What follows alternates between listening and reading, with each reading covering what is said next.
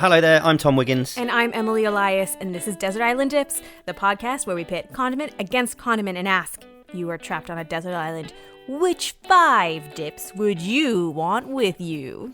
There was a little bit of melody to the first bit of that. When you said Desert Island Dips, there was a tune to it. Yeah. And then you went, yeah. And then I went, there kooky, was more fun towards wacky. the end. I imagine myself as a pirate when I say that bit. It wasn't very piratey. Yeah, but it's like if I was a pirate. That's I don't think how pirates would speak. Yes, that's how I. You can't rewrite hundreds and thousands of years of pirate history. I'm not writing pirate history. I'm writing Emily as a pirate would speak like that. Are we on episode 15 today? Oh, you bet you are. 15. You bet you are. As it stands, we have tomato ketchup, brown sauce, English mustard, barbecue sauce, and sriracha on the island, which is a lovely selection. If someone came over to me with that, dropped it on your table, you'd be like, I'd ooh. be like, I've got everything I need here. However, are we throwing another challenger into the mix? I think we might have to do that every week for this to continue as a format. Valid point. This week, we are going to talk about another mustard, English mustard's slightly more yellow cousin, American mustard. Now, there's more to this than just where it comes from and the name that it has, the country name that it has in its name. There is more to American mustard than that. Now, is it representing a country or is it representing a continent? Like the Americas? No. As a Canadian, I just want to... Yeah, sorry, I should realise that was insensitive. No, this is North America, but specifically the United States of. Canada didn't really come up in this. I think they've got a slightly different mustard culture. But American I can't wait for the in-depth episode about Canadian mustard culture. Canadian mustard culture. This, of course, is part 2 of the mustard trilogy. I feel like we'll just do French for the third one, right? Yeah. I don't think we need to go into masses of detail on all the other ones, even though there are more, but those are your 3 main ones. But American mustard. So we'll do a very, very quick recap of where mustard came from. I think I, at the time, called it the oldest, and then we realised it's not the oldest. But Definitely it is very not. bloody old. Mustard mentioned in the Bible. You know, there's a difference between mustard seeds, the plant mustard, and prepared mustard, which is the condiment. And it comes through from India, I believe it was. India. Through ancient Greeks, ancient Egyptians. The Romans bring it to England, or Britain, should I say. And obviously from there it works its way around the world, including to America, the United States of. So, the former colony of the United Kingdom. Of the kinds that we've just mentioned there, American mustard is the newest kind.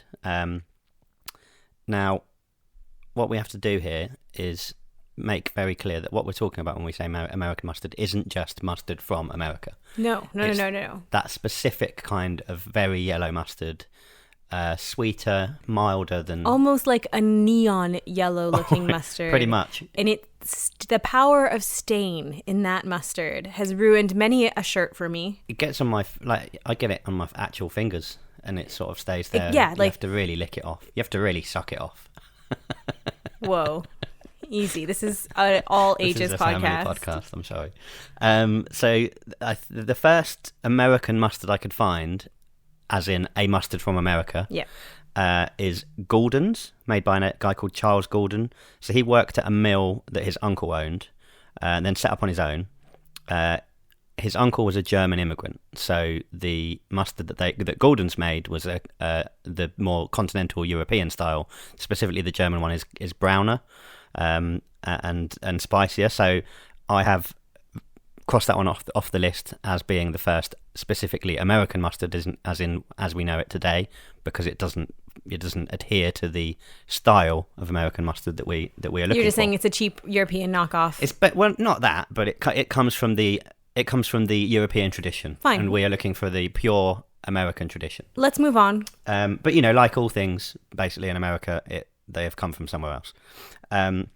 So the first one that I think was made in this milder style is It's made by a name that everyone's going to be familiar. I think anyone who's got even a passing interest in condiments, French's. I've seen that in the supermarkets. I do have a passing interest, and yes, yeah. I'm aware of French's. So the RT French company was owned by a guy called Robert French. Is he the R in RT he French? Is, yes. I get it. And I've forgotten what the T stands for, but we're not that formal Theodore. on this podcast, are we? We're not too... Thomas. It might be Thomas, actually, but we're not too formal. We'll just stick with Robert. Robbie. Robbie French. He bought a flour mill in Fairport in New York in 1883, but tragedy strikes a year later and it burns down. So they have to find a new one. They bought a new mill in Rochester, moved the business there. He's a spice merchant. They manufacture spices at their new mill in Rochester, but they also make what is quite cryptically referred to as extracts, which I'm not really sure what that means. Don't really think I want to know much more about what like that means. Almond extract, vanilla extract, like things that you... Well, yeah, you know about those ones, but what else did they extract? What I would assume... Teeth? No. He's Okay. clearly in the Good. spice business. He probably is dealing with, like, vats of... Come on. Almond extract? I don't know. It's the only one you can think of. Anyway. Or maybe there's like extracts in like Leon pairings or something like that. Like There there's probably is, yeah. like certain things that we don't really know about but Yeah. exist within ingredients of bigger things. Okay. I don't think extracts is as shady as you want to make it out to be. Sorry to disappoint. It's just a bit vague, isn't it? But This is all a bit vague. I mean, spices isn't vague. come on. Do you think that's drugs? Spices is vague. Let's not besmirch the reputation of French's here. I didn't say that. I'm just saying it's all a bit vague from our research. I feel like everything we've done has a level of vagueness to it. I think we've been very good, very thorough. Sorry. They're also making a sort of more traditional European style mustard there. Unfortunately, Robert French dies 10 years later, 1893, and his sons Francis and George take over the business. So their mustard is not doing particularly well at this point. It's probably because it's one of many very similar kinds of mustard in America. So Francis, he's obviously the business brain here because he's like, we need to develop a new kind of mustard that's different from what's on offer already. He reckons that people don't really like... when you eat mustard a lot of the time, you only have a very small amount. Yeah. And... I mean, that is largely because it's quite hot. It's very potent. Like, you don't need a lot. He reckoned it's just because people didn't really like it that much. Has he ever eaten mustard? I think he'd probably had his own. Come on. So he was like, we need to make a new version that's milder, that's sort of more suited for people to eat larger amounts of, basically. So he gets the guy called George Dunn, who's the superintendent at the French's mill, and he says, go away and come up with a milder version of the mustard that we can put on the market. So a few months later, he gets a message. Francis gets a message from George, and it just says "Eureka." So Archimedes reference here. I'm familiar. Yeah, I'm familiar. Gets in the bath. I mean, I didn't just Google that. So what I assume happened here is that George Dunn got in a bath full of mustard, and that's how he settled on the specific one that they were going to go with. Francis had forgotten all about this by this point, and he replied, "Eureka, what?" So he was clearly very, he had his heart set on this new mustard thing. He was really into it. He'd completely forgotten that he'd asked this guy to go and make it. It's always hard when you're in like a relationship and like one person is really excited about something and the other person like isn't that fast? Yeah, I think that mainly describes like most of my television viewing habits with my partner. I don't think these guys were in a relationship, by the way. I said relationship because I was broadening it out. A business. They're in a business relationship, yes. Of course. So what he'd basically come up with was a type of mustard that's made just with white mustard seeds, whereas English mustard has got white and brown. So it's not quite as hot. Turmeric added to make it that really bright yellow colour. Oh, this I feel like is like a eureka moment for me because now I understand why my fingers are stained. Have you ever cooked with turmeric?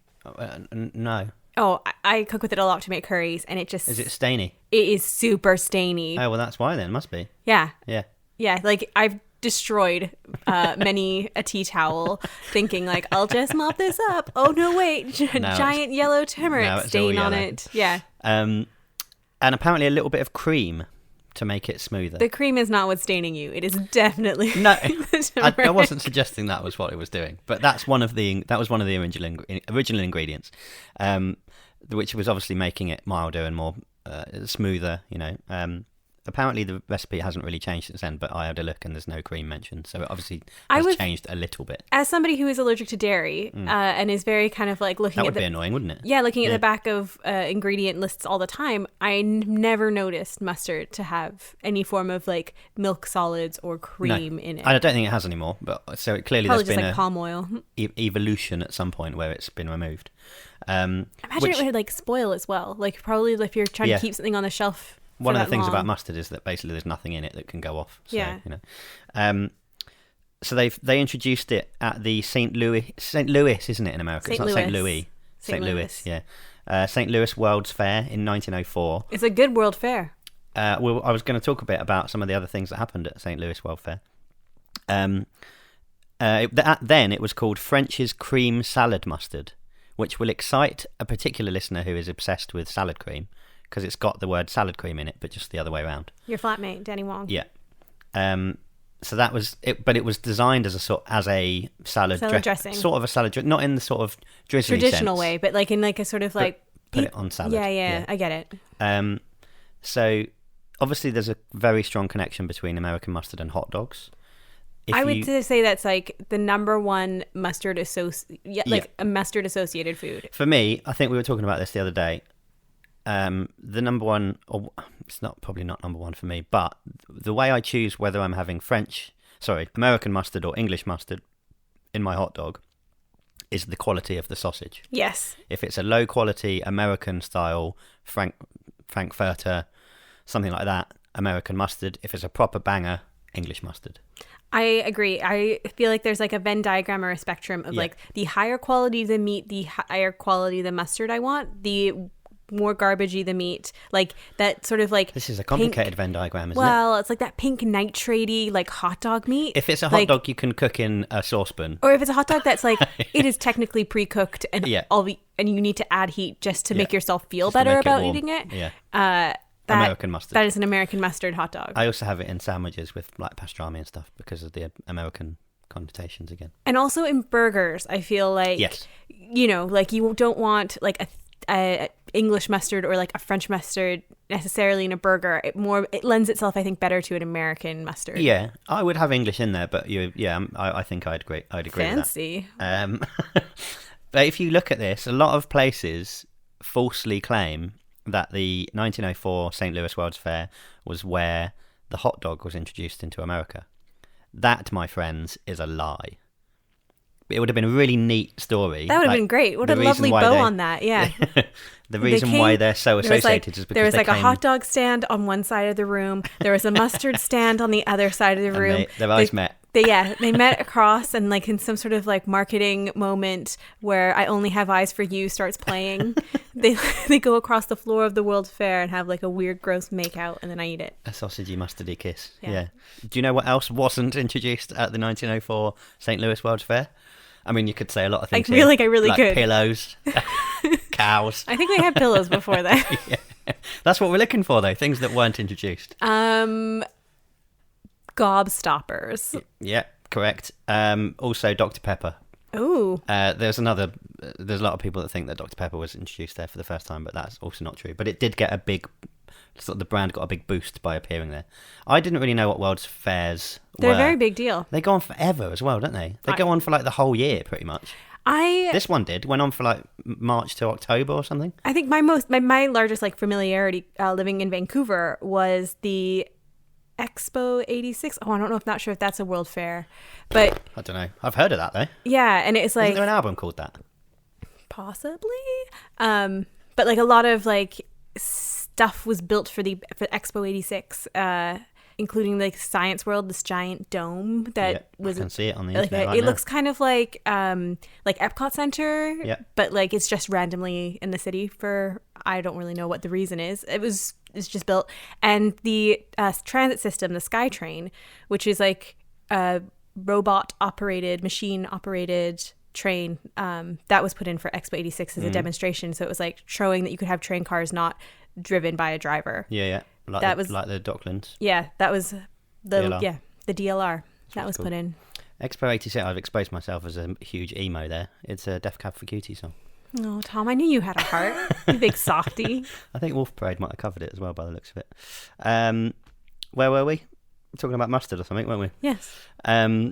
The probably most exciting thing, apart from the introduction of French's American mustard at the St. Louis World's Fair, was there was a riot because there was supposed to be a bullfight, but then it got cancelled, so they burnt the whole place down. Wait, a bullfight? Like bulls with horns? Yeah. Someone turned up. That doesn't really seem very American to me. This happened. This is not one of those things that didn't happen at the St. Louis World's Fair, which, as we've realised, I think technically it didn't happen, but it was supposed to happen. No, the riot happened because of the cancellation, because it was illegal in the state. So they were like, actually, I don't think you can do this, and then they got very angry about that, and they set the whole place on fire. Which sounds fun, doesn't it? I mean, again, coming from Vancouver, we lost a Stanley Cup final. Smashed the place up, right? Indeed. They did. You North Americans are all the same. Love a good sports-related riot.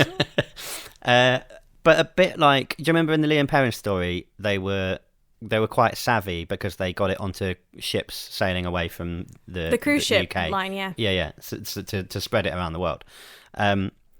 The French's chaps was thinking along the same lines in terms of marketing, in order to sort of try and make sure that their products sort of went as far and wide as possible. So even though it didn't come out at the same time as the hot dog, what they did do is they made sure that it was available at baseball stadiums. Because we're not... Honestly, I was about to guess and go on a wild limb of like Major League Baseball has something to do with this. It was like the official mustard at the Yankee Stadium. It might even still be now. But anyway, clearly that they realised, just because they weren't introduced at the same time, we're not saying they don't go well together. They were like, this hot dog thing is taking off. Exactly. I know what we should do. And they just kind of like buddied up to it. Do you know what? I'd never heard this until I researched this. Apparently in America, because you can't really call it, in America, I don't imagine they call it American mustard, because that is the mustard. It's just mustard. It's just mustard. But apparently sometimes referred to as ballpark mustard. I have heard of that, yeah. Because of that connection. And the French's logo is that baseball pennant. Waving in the wind. Yeah. They did that on purpose in 1915 to sort of strengthen that association connection to as well. Major League Baseball. To baseball, yeah. So these days it's owned by a company called McCormick. It changed hands a few times. They sold it to Coleman's, the English mustard company. And Coleman's is like, 1926. We don't want it anymore. Passed hand, loads of mergers and all that kind of stuff, basically. It's like genuinely when you try and look at like who has had their hands on different condiment properties, like they really do move around a lot. Like I feel like out of episode 15, I can confidently say ownership either stays with the family firmly or hides by it. Yeah, it just gets moved from conglomerate to conglomerate, and then they find a new home for it. I think I know the answer to this, but I couldn't actually find out the sort of the cold hard truth. But they were at that Rochester HQ from the one where they set it up until 1987, so quite a long time. But the address was number 1 Mustard Street. I've got a feeling that was renamed afterwards, not that they moved there thinking, well, this is the place to be, isn't it? If we're going to set up our own mustard company. That is some real sleuthing there. Of course, Dodoy. That's like, did you think Facebook Avenue existed and Facebook was like... Is there a Facebook Avenue? I don't know. It's like Facebook Street or something. And they're like, you know what we should do?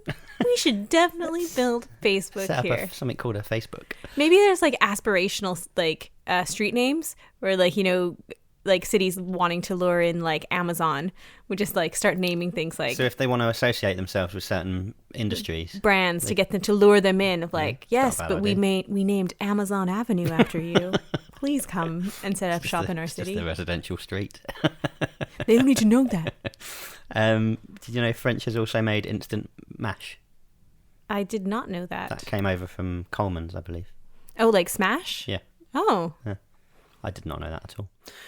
There were a few, because we're talking about American mustard, and now it exists. Frenchies have created it.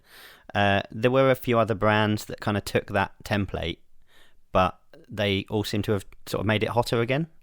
So there was one called Nancy's Sharp and Creamy Mustard. So it's still got that sort of creamy idea, but it was sharp. So it's stronger. It's mustard. You can still buy that today, but from what it looks like, it is browner. So it's moving away from the traditional American, or the French's original American mustard idea. Something called checkerboard mustard. Never heard of it. You can't get it anymore. I quite like this little story. French's bought that and, sort of swallowed it up, and they tried to keep making it. But apparently they couldn't sort of recreate the recipe properly, and it didn't taste the same despite them buying it. And clearly the guy that sold it to them was like, well, you own it now. I'm not going to help you. Thanks for my millions. Bye. He retired, and I think in the 60s, and then it basically disappeared from the shelves. But his son apparently still knows how to make it and will still make like little small batches. I don't imagine for sale, but probably just like every now and then goes, oh, do you know what? Fancy a bit of checkerboard mustard again, and does little his own little batches of it instead, which is quite nice. Sort of that is the ultimate in artisanal mustard making, isn't it? I mean, yeah, clearly. I have no real follow up to that. Would you ever make your own condiment? Well, as we've talked about before, I'm going to have to when I'm on the island, aren't I? Because I'm going to need to extract and synthesize, distill, other do ones. all sorts of things. So to be fair, I should be practicing now, shouldn't I? Really? I guess so. For when it happens. A few bits of American mustard trivia. Oh, please hit me. Do you remember during the Iraq War, the second one? Well, I suppose the first one was called the Gulf War, wasn't it? So the Iraq War of Mission accomplished. 2003 kind of time. George Bush. Yeah. I'm familiar with that war. Did you know, because the French were anti it, do you remember the whole freedom fries thing? I do very much remember that. I don't know how much that would have... I think some people would remember it over here, but it was an American thing, really, wasn't it? Like, people were there was a bit of a backlash against anything that was seen to be French. So because chips in North America are referred to as French fries, a lot of places changed them to freedom fries because they were so anti-French at the time. During that time of like our life cycle, I was like traveling a lot, just like I'm a student-ish age, Gap and I'm year. going back. Yeah, well, I never took a gap year, but I was like, I'm gonna rack up credit card debt and get on the train and go somewhere. But I was always very like, I found I had to be really quick to point out that I was Canadian and not American. Because of the freedom fries. Well, not my president. So because of the Iraq War, I had to like really like point out. Otherwise, all people wanted to do was then like talk to me about American politics, and it's like, mate, it's not me. Come on, I don't have a horse in this race. Leave me out of it. I'm on your side. You were the living Canadian embodiment of French's mustard at that time, then, because they had to hire a PR company at this time to put out a message, because they were trying to prevent a similar backlash against French's mustard, because people were like, well, it's called French's, it must be French. But they put out a statement saying the only thing French about French's mustard is the name, just to make sure that people didn't go, hey, we're going to have to rename it Freedom Mustard. Yeah, I don't want to give those guys my mustard business. Also, I don't know if you saw at the end of March this year, so not that long ago, KFC released a lip balm. Did you know KFC have ever released anything that wasn't a chicken? Yes, mainly because I'm a disgusting junk food lady. Which one do you know about? Well, I know like several things. Like I know KFC have released like a cosmetics line of nail polishes that tasted like chicken, like the chicken skin flavoring. Yeah. And I believe there was also a lipstick that you could buy.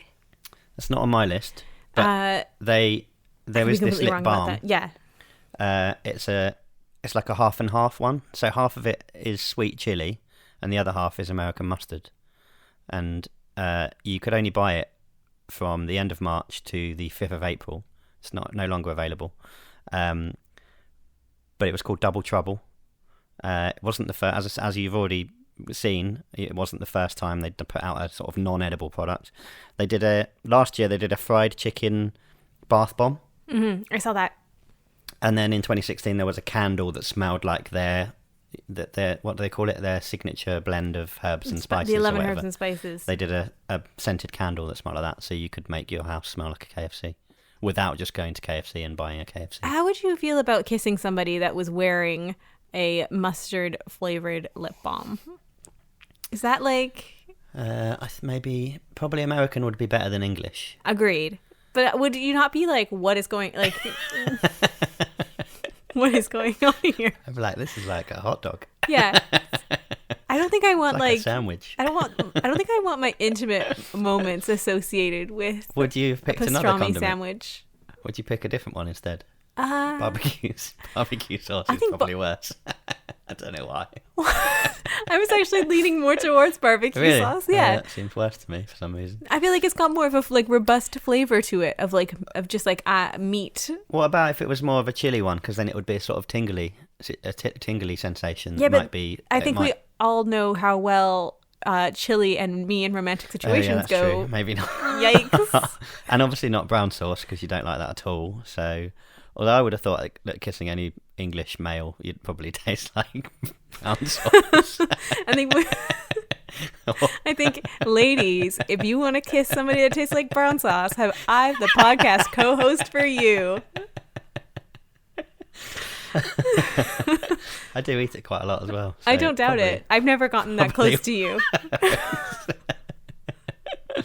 So that's my American mustard story and trivia. Do we want a quick recap again of what's on the island and have a little short discussion about whether it's going to go on or not? Okay, that seems like a logical thing. We've got ketchup, brown sauce, English mustard, barbecue sauce, and sriracha. Do you want me to go first, or do you want to set out your argument go ahead. Inclusion or not inclusion? You go ahead. You go first.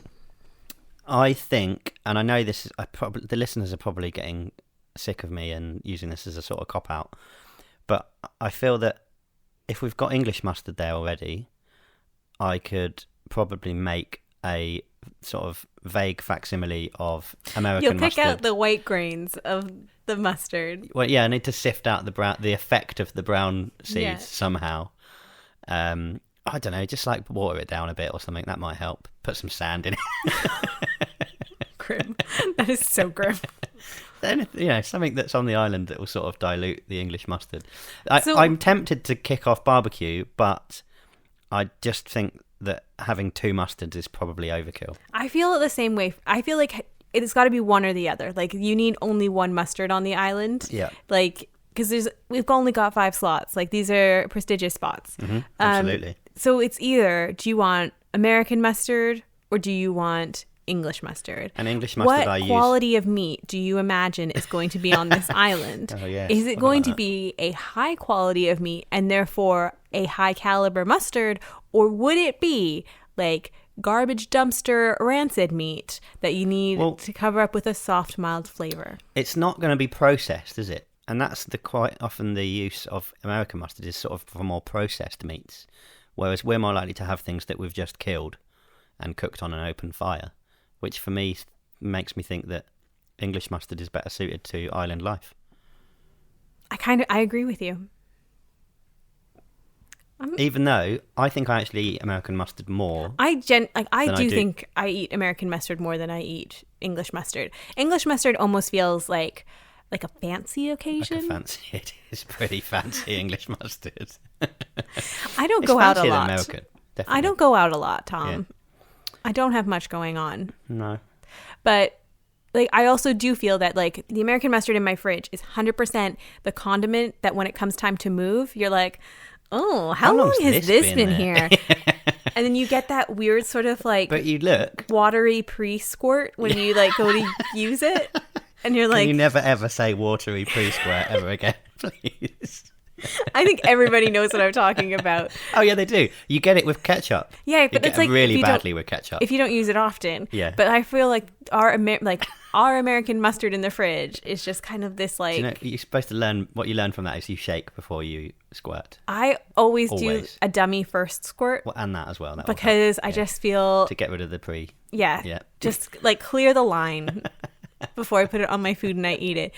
But genuinely, but it's kind of like in the back of the fridge, and if we're having hot dogs, it'll come out. But like, how often do you make hot dogs at home? Yeah, like, you said this before, haven't we, about burgers and stuff? Yeah, you can eat it outside. But it's not the only consideration, is it? What I was going to say is that, I mean, it's just like English mustard, really, in the sense that it probably never really goes off. So you don't. Even if you got that bottle out and it was like best before 2014, it's probably fine. I know it will make you feel better to get that watery pre-squirt out and away from you, but even that one's probably okay.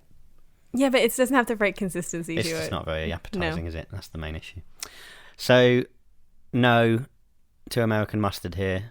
We think that English mustard is going to have more use on the island, and if we were trying to, we could probably... If we are trying... You're the one who's doing the weird organic chemistry of condiments on the island because you've decided to take up a new hobby of distilling. In my weird little sort of lab that I'm going to build up a tree somewhere. Yeah. Okay, well... Deal. Okay, well that was sorted. 5 stays, but it's still quite a nice sort of... Should we give it like some form of honourable mention? Oh, definitely, yeah. I mean, it's quite a... It's probably one of the newer condiments of the sort of... I would probably agree with that. Of the legacy ones, whereas, it's not one of these fancy... It's not a new wave one, but it's still a fairly recent history. But probably, I'm going to say, the most interesting thing to come out of the 1904 St. Louis World's Fair. Agreed? Take that, Dr. Pepper. Psych! It wasn't there. It wasn't there. I was listening the whole time. What else wasn't there? Your mom. Well, on that, I think we should probably say goodbye, and you can say goodbye to my mum to say sorry for that. I will, Mrs. Wiggins. I hear great things about you. You're a wonderful math teacher. I support that. Is that it? Is that all you got to say? Say goodbye to everybody else as well. Wait, should we say social media things? Oh yeah, we've got to do that, yeah. I'll do it. We are on Twitter, Desert Island Dip, single dip. We are on Facebook, Desert Island Dips, multiple dips. We have an email account where you can send emails. Emails, that's what they're for. DesertIslandDips@gmail.com. And if you've got any reviews and nice things to say, please put them on the iTunes iTunes some nice page. Things, yeah, oh yeah, and some nice things to say about Tom's mum. She was an excellent math teacher. Yeah. I mean, John Lyons, my guy. Yeah, oh yeah. She taught him. Got a B, C? Can't remember. He got an A. Let's say he got an A. Yeah. And to this day, math does not trip him up. Thank you, Mama Wiggins. I will accept those thanks on her behalf. And thank you all very much for listening. And we will see you again in a couple of weeks' time on... Desert Island Dips. Bye. I've made it a thing.